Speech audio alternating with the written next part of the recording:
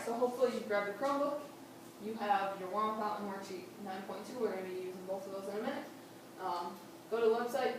Hopefully you're there if you're looking at this right now. Things that are due tomorrow. To finish the front of homework 9.1 at the end of class, we're going to have a quiz to get the separation lab done from Thursday. Due on Thursday is the whole 9.1 sheet as well as notes 9.7, 9.8. So, on your warm-up sheet, hit pause on this video, answer these 2 questions, and go to the back and answer question number 9. Hit pause.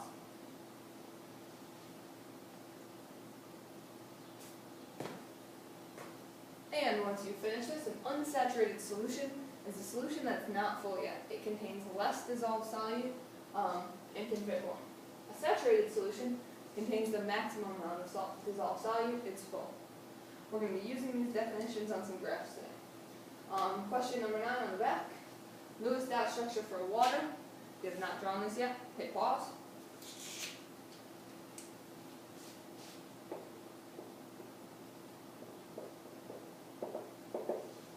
Now, oxygen has 6 valence electrons, which we can get from the periodic table. Hydrogen has 1, so you may have drawn it like this, which is excellent too. Connect your dots. When it says, what is the electron pair geometry? We started talking about Vesper again last week. This will be on the final. We first look at the lone pairs. We've got 2 lone pairs of electrons. We've got bonded atoms. There are 2. We add them up to get our total domains, and that equals 4. We know 4 electron domains equals tetrahedral. The way to remember that, tetra is a prefix for 2. Alright, so now we're looking on the back of worksheet number 2.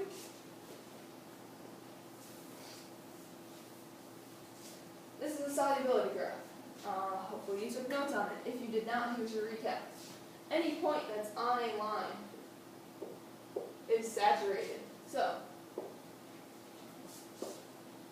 we've got a line, on it is saturated. Below the line is unsaturated. And if we have a point that's just above the line, it's saturated as well. That means it contains too much. We'll talk about supersaturated tomorrow. So question number 1 says, how many grams of salt can be dissolved in 100 grams of water, 20 degrees Celsius? Important information. Salt, 20 degrees Celsius. This 100 grams of water is just saying we have 100 milliliters. That's the amount we're dissolving in. So we find the salt line. We find 20 degrees Celsius. And the maximum amount we can dissolve, we'll call this 45 grams. Or 40 grams, whatever you so choose. 40 grams, 45 grams. That's how much we can maximum dissolve because it's right on the line.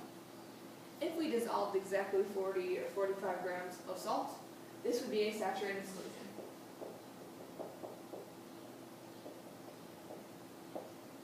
Because it's right on the line. So using this strategy, for what we just did for number 1, you can do number 3, 4, and 5, finding their location on the sugar line based on the temperatures, or the salt line. For question number 6, it says, what type of solution would result if 100 grams of sugar were dissolved in 100 grams of water, or 100 milliliters of water, at 20? So we go to 20, we go here, this is question number 6. Now we look, here is the sugar line.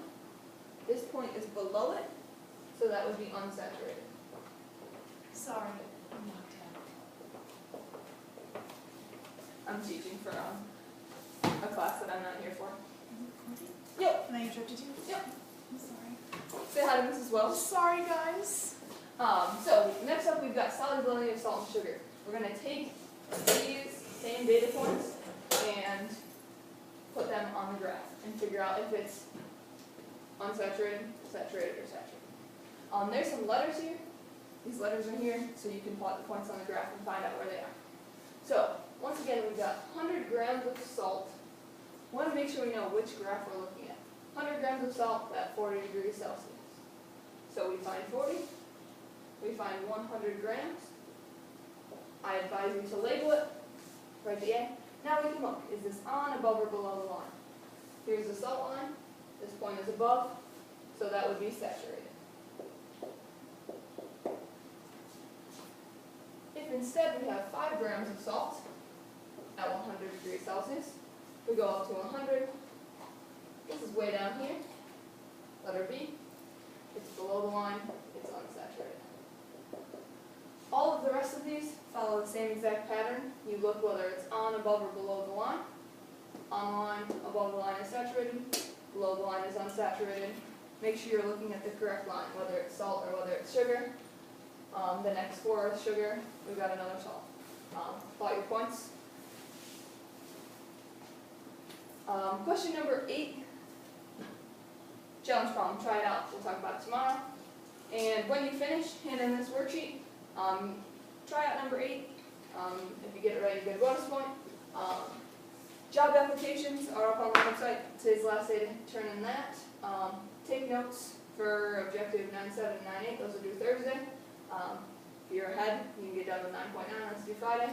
And any Unit 12 worksheets that you haven't handed in and don't have a check, you need credit for. Do that. I'll be in at the end of class.